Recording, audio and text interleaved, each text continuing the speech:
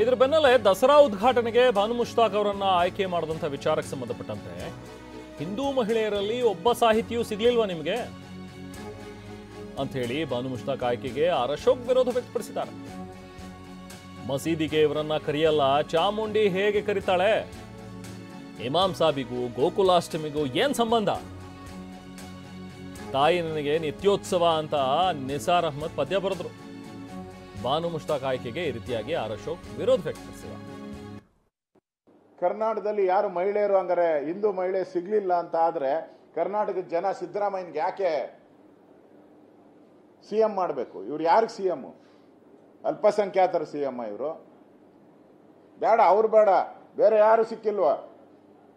ಕುರುಬ ಜನಾಂಗದಲ್ಲಿ ಯಾರು ಸಿಕ್ಕಿಲ್ವಾ? ಒಕ್ಕಲಿಗರಲ್ಲಿ ಸಿಕ್ಕಿಲ್ವಾ? ಬ್ಯಾಕ್ವರ್ಡ್ ಅಲ್ಲಿ ಸಿಕ್ಕಿಲ್ವಾ?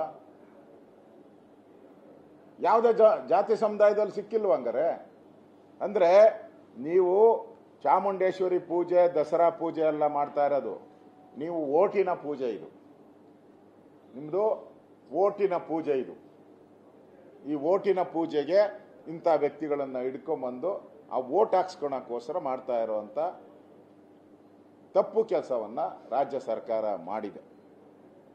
ಇದನ್ನ ನಾವು ಖಂಡಿಸ್ತೀರಿ.